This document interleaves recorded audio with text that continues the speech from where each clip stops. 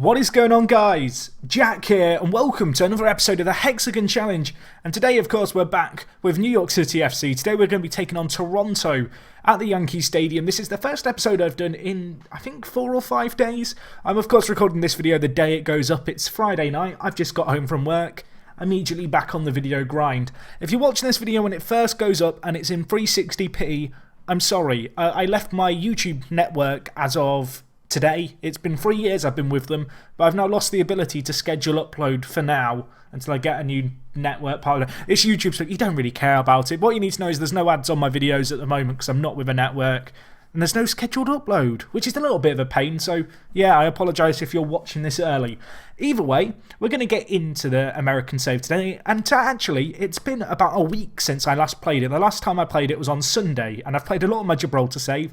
So I'm going to quickly familiarise myself with what's been going on. And actually, looking at it here, we've not done that great, have we? I believe the last episode we did was both the Philadelphia games. They were kind of in and between the national team games. Of course, last episode I resigned from the French under-21 squad. Since then, I've come back and we've focused on the league. But before we get into this run of 8 games, I've got to go to the transfer screen because stuff has happened. Quite a lot of stuff's happened.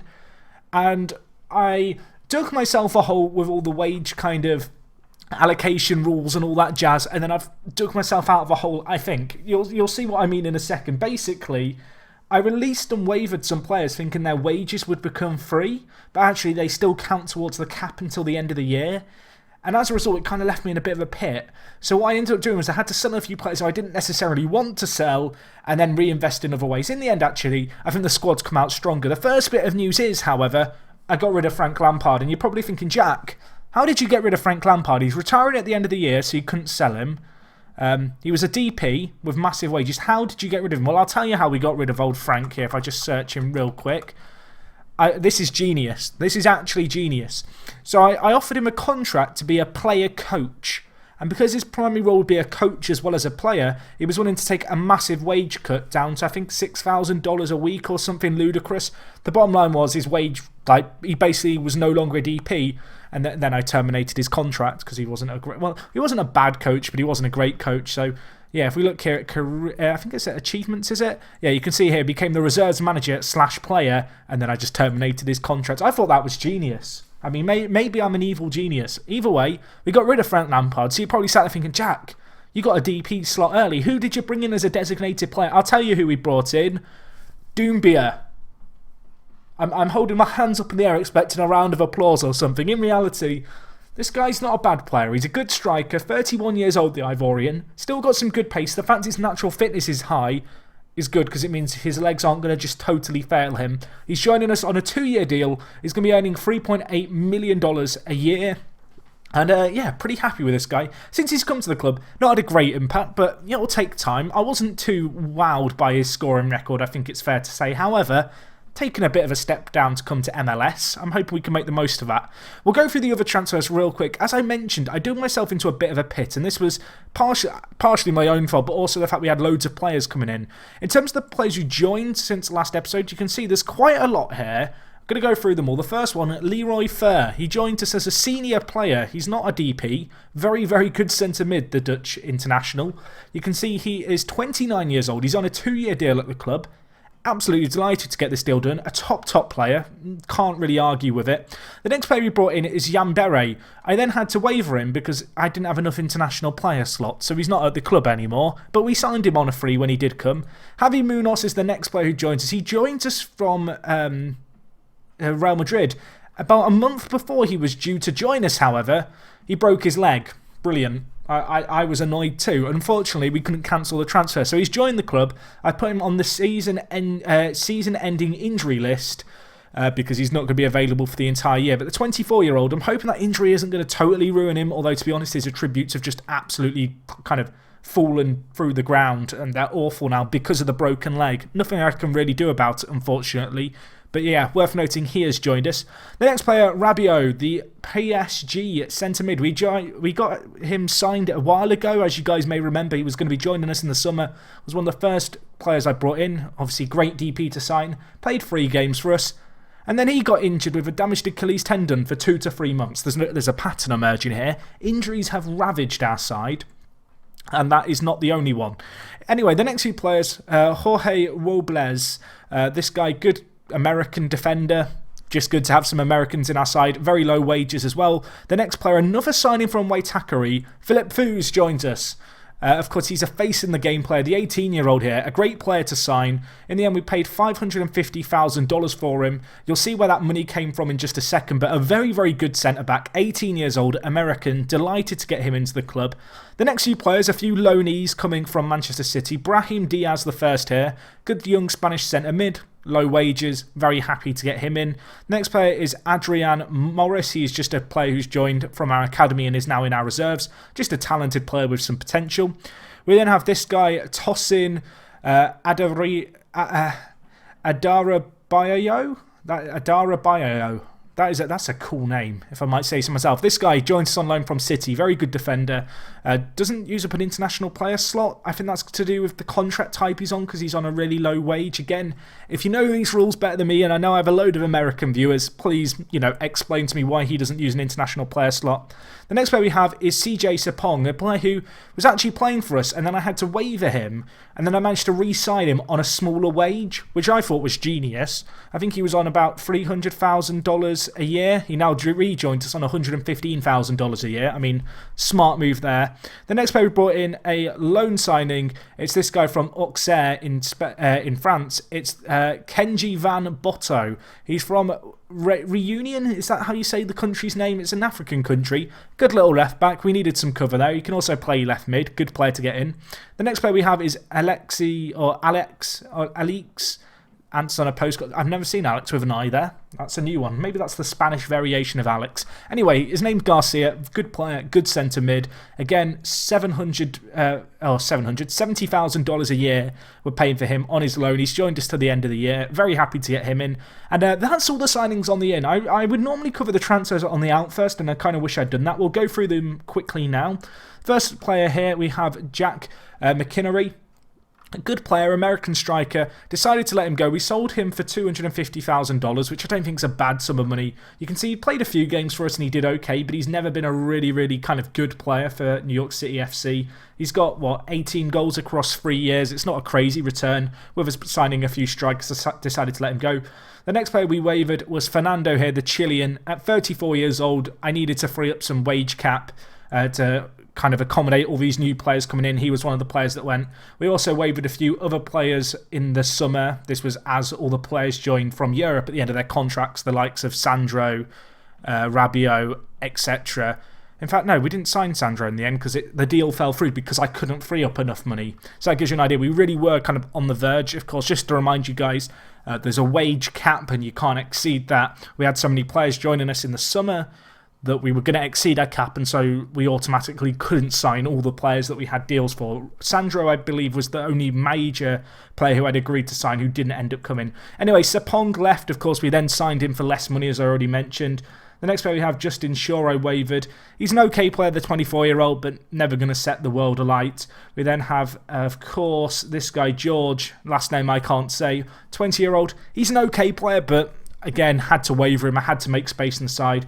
We then sold a few players, and this is actually where we made a lot of our money, because I sold these players for around, really, $5 million in total, all the sales we made. And I reinvested a lot of that into the wage cap to accommodate for all the new players coming in. So the first player we have here is Jeb Brovsky. His contract was running out at the end of the year, the 30-year-old. He agreed to move to Austria, and we managed to get a little bit of money for him. We were going to lose him on a pre-contract anyway, and as you can see, since he's gone to Austria, he's averaged a 5.53 rate. That's not very good, is it? Not very good at all, but that's an okay one. The next two signings, or sales, I guess, two that I didn't really want to do, but we ended up doing. Henry here, we sold him. He was the Canadian, of course, who we signed earlier on in the year from West Ham. Considering we bought him in for just shy of $500,000, 6 months later to sell him for $2.2 million, pretty decent turnover if you ask me. Wasn't a crazily good player for us, and so not the end of the world. The next player we sold, another centre-back, Jefferson Mena, the 30-year-old Colombian. We sold for $2 million to a team in Serie A. Again, I like this guy, good player, plays, of course, for New York City FC in real life, but to get $2 million for a 30-year-old when you consider we had the likes of Philip Foos coming into the side, it kind of just made sense to do. You can see Fu's on the right, not as good as Mena, but he's only 18. He's American as well, so he wasn't using an international player slot, and he came in for a quarter of the price of Mena. I feel like early on here in New York, we're going to have quite a high turnover of players, where I'm going to try and bring in players and sell them on for a profit. That was one of them. We then had, of course, Federico Mohamed here, who we let go. And also, it says here that we waived Frank Lampard. I sacked him, just to be clear. I don't know why it says he was waived. I mean, you can see, we already showed his achievements. You can see that he was officially a reserve manager for 6 days before I decided to sack him. But yeah, those are the deals that have gone on. Obviously, quite a high turnover of players. We are less than a year into our time here in New York City. As I mentioned, I kind of dug myself into a little bit of a hole just because the whole kind of money fiasco. You can see actually we are going to be losing, of course, David Villa. So that is a bit of a discount we'll have next year. And of course, that will give us room to bring in another designated player. But all in all, the squad has now got a bit of a balance about it. We've managed to somehow, I don't know the exact details of how I've done it, but I've managed to sort out the books and get it in a way where we now have our squad registered. We have 10 international player slots. All 10 are being used. But I'm pretty happy with the team we have. There was a point where our squad size was, I think, 16 players, and I was very worried, which is why I had to bring in some loans from Man City and also sell a few players to sort it all out. But we've ended up with a squad of 22 players. I feel like I've learnt a little bit from my mistakes in terms of the squad registration stuff, but well, we're still on course to get to the playoffs, assuming that we don't choke in the remaining games today. We are going to be taking on Toronto FC. I'm going to quickly go through these results. The first one, 2-1 defeat against Chicago Fire. Disappointing here. Matias Perez got a goal just before half-time in reply to an early Luka Petricevic goal. Unfortunately for us, Michael Hayes scored in the 85th minute. That was a little bit annoying, the 21-year-old getting the goal there. The next game, 2-2 home draw against Columbus Crew. Good result, I think, in the end. We fought back from behind twice, and I was a little bit worried. Michael Morris getting a goal. But I was a little bit worried because going into the kind of late stages of this game, we were really struggling. However, we managed to pull a draw out the bag. Poku, or Poku, as I've been told his name is pronounced, getting a good goal for us, the Ghanaian, still at the club, not a player who we wavered. And he's been doing okay, to be fair. 5 goals and 4 assists. Since we've kind of taken over, we've managed to get the best out of this guy when you compare him to his previous years here at New York City FC. Anyway, the next game was a 2-1 defeat to Montreal Impact. This game was heartbreaking. We lost with a 91st minute goal. Danny Cruz getting it. We really got FM'd in this game. They had 2 shots on goal. I was cursing my luck, but in the end, you know, we didn't take chances that came our way. Poku did get a goal for us. But we really only have ourselves to blame at the end of the day. Impact getting a good result there against us. The next result, a 2-1 win against Orlando City. Lots of 2-1s here, not many massively high-scoring games. This was a good result. We came back from behind. Matias Ramirez getting one of the goals. The Chilean who we've got on loan from Granada. We've extended his loan, I believe, if I remember correctly. Yeah, we have. We've extended his loan to the end of next year. He's been a great player for us this year, and I wanted to keep him at the club. And he is going to be staying at the club, so that's really good news, of course. Loaning him from Granada in Liga BBVA. 15 goals in 26 for him. Been a vital kind of player, I guess, in this year's campaign.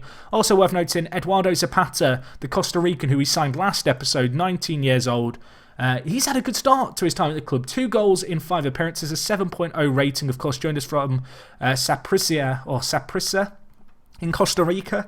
I was reading some news stories about New York City FC. I think they were trying to sign a Costa Rican player from, I can't remember which Costa Rican club he played for now, but it was kind of interesting seeing that deal had happened after I'd made some Costa Rican signings myself. I can't actually remember if the deal happened. Maybe it fell through. Someone in the comments will now tell me who the player was in question. Either way, good result there. We did then unfortunately lose to the Revs 1-0. Mbakani getting the goal. The Norwich City loanee in real life came up big for them. The 33-year-old, not a bad striker. If we compare him to Doumbia, who's better? This is where things matter.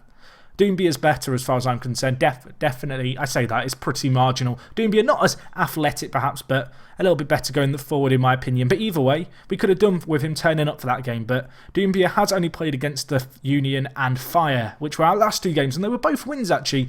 The first one against Philadelphia Union. The third time we'd played them in, well, 2 months. So lots of games against them. We beat them 1-0 this time. Poku getting the goal for us.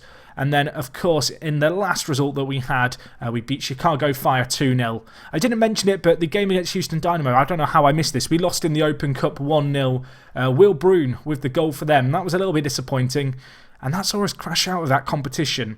Either way, as I mentioned today, we are going to be taking on Toronto. Just a quick look at our conference. You can see us in the Eastern Conference. We currently sit third. We've got a few games in hand on Philadelphia Union. That second place spot is ours for the taking, although given our recent form, you wouldn't really back us at the moment. Today's game against Toronto, going to be a fairly big one. The reason I decided to do the game against Toronto is because, I don't know, I feel like I have a little bit of a weird affinity with the kind of city of Toronto. I know I have kind of Canadian viewers, and of course I managed the Maple Leafs in my EHM Eastside Hockey Manager save that I did a while ago. People have been asking about EHM.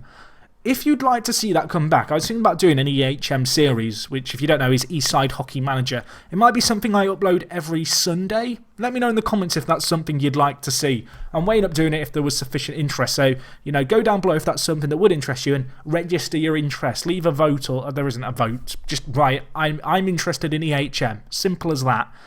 Right, either way, we could overtake Philadelphia Union. If we just look at the Supporter Shield, we currently sit 5th there. We do have games in hand, though, on all the teams above us. Of course, this doesn't really matter. We want to win the entire thing. We want to win, MLS. I can't remember what the MLS trophy is called. We need to win the playoffs, and to get there, finishing in second place would definitely help. So anyway, let's get into today's game against Toronto. Looking at it here, there is not actually that many games left of the year. We have, following this game, 7 games left. The last game of the year being against New York Red Bulls. We might livecom that depending on how much rides upon it. If not, I'll join you guys to the playoffs next time around. But either way, our team for today's game is looking pretty strong. This is the team I played last time out. A little bit interestingly, I've been playing Doumbia as an attacking midfielder. I'm not massively keen on him playing there, but I'm finding it increasingly difficult to drop Ramirez as of late. But actually, Ramirez's form's been a little bit so-so.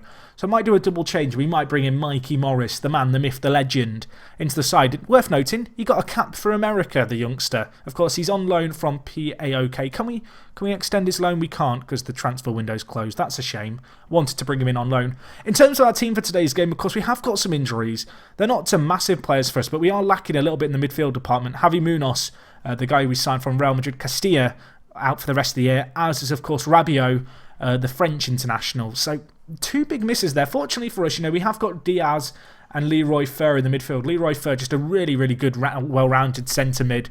29 years old as well, so he's not kind of past his best, really. And we also have Brahim Diaz, who's going to be accompanying him in the midfield. Then ahead of them, we're going to play Zapata, Morris and Poku. Up front, we're going to go with Doumbia. At the back, Brad Guzan. Left back, we're going to go with Botto, who, of course, is on loan from Auxerre.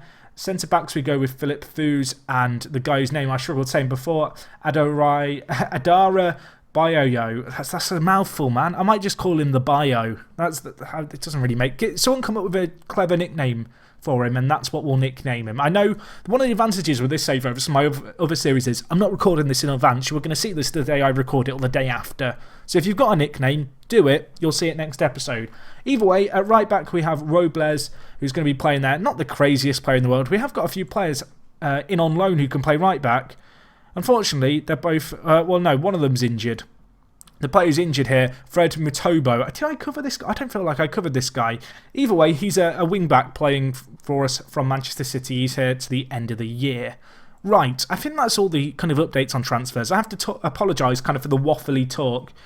As you can perhaps see by the transfers that we did, it's been a little bit of a mad few months, and there's been a lot to cover in the way of who's come in and who's gone out, and I've kind of lost track myself. We've become a little bit too dependent for my liking on Manchester City loans, but they're going to see us through to the end of the year. As I mentioned, we kind of screwed ourselves by releasing and wavering some players who's were then kind of still contributing towards the wage cap. That did screw me. If we click on the information here, and you can see the kind of pop-up, where is it? If you look at the second from bottom option above total, it says release player salary cap impact. Basically, a fifth of our wage cap impact is being affected by players we wavered, which isn't very good, really. So we've had to overcome that. Either way, though, let's submit that team that we've settled upon. I'm hoping that we're going to see a Michael Morris and Doumbia kind of partnership flourish here. Of course, Doumbia, I think this is his first game actually starting as a striker for us. So this is his time to shine. The new designated player, our hopes and dreams kind of sit on the Ivorian. And I'm hoping that today, he can get his first ever goal for the club and hopefully kind of get himself off to a good start here. We'll see how we get on, of course. But cracking on into this, Toronto away from home, we've got the home advantage. Not been in the greatest form, although to be fair, we have won 3 of our last 4 and we're on the attack here. Morris, though, not able to beat the first man with his corner, but with Adara Bayoyo. Now Zapata whips it in. Poku can't quite get there. Now Giovinco bringing it forward. I'm really worried that Adara Bayoyo is going to get sent off because he's on a yellow card and he's just a bit of a nutter, really. Soto Torres bringing the ball forward, and it's Philip Foos making the mistake defensively. It's not a red card, it's a penalty. And I assume it's going to be Giovinco to take this for Toronto. Well, 7 minutes in, we weren't doing too badly, and then we gave away a penalty. It's taken, it's smashed home. Guzan with no chance, and Giovinco grabs his 13th goal of the season, puts Toronto 2-1 up. 2-1 up, 1-0 up. Where did I get 2-1 from? It's because they've got 2 shots and 1 on target. Either way, though, is Giovinco bold? I guess he technically is. He looks a... He's not that bold, is he? He's not like shiny head bold. No, he has hair. I'm really confused. FM, please fix. Either way, we need to try and defend here. Toronto bring the ball forward again. They've hit the woodwork. It was a nice effort. And it's not been great so far by us, but you never know. We could turn it around here. Zapata, Botto, whips it in. Doumbia! Oh my gosh, he's just scored a thunder bastard. He spanked that into the back of the net. He saw the goal. He saw it at his mercy. I mean, watch this. Ball whipped in. Botto, Doumbia, Fox in the box. Bang! Pick that out. The keeper just falls to the ground in awe. He gets his first goal. He loved it. I loved it. It's 1-1. That's what we brought him here to do. Although, now they're on the attack. Can we counter? Poku with the ball up. Doumbia, run! Run, Doumbia. Finish it. Finish it. Oh, I thought he was going to score another. Did so well until the finish. Beat his man.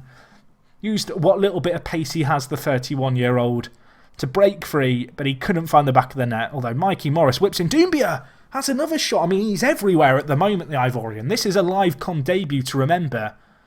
But you'd feel like he should have a few more goals by now. And, well, Toronto are going to get the ball clear. You'd have to say it's been a pretty 50-50 game. We just had a few chances falling our way, but we've not taken any yet. We need to try and take them as well. Toronto are on the attack now. Philip Foos, don't give away another penalty. Ball in.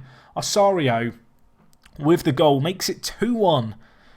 And, well, for all the half chances we've had, it's Toronto who are now going to take the lead 2-1. Maybe earlier I was being sidekicked. The ball whipped to the back post, and it's a nice finish. Brad Guzan just can't get across his goal fast enough.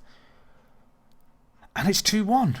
I mean, it's been an action-packed first half, really. Unfortunately for us, it looks like we are going to be going in a goal down. Toronto, just a few places below us in the division. They are also kind of fighting for one of those playoff spots, although, the truth be told, I'm kind of looking to kind of get top 2 if we can in our Eastern Conference, so we get kind of a slightly later playoff spot and don't have to play quite so many games. Either way, I'm going to tell the players I expect to see a much better performance in the second half. They look fired up. They have appreciated that. Has anyone been performing particularly... Well, both our centre-backs have been awful. I could bring in Damien Lowe, the Jamaican.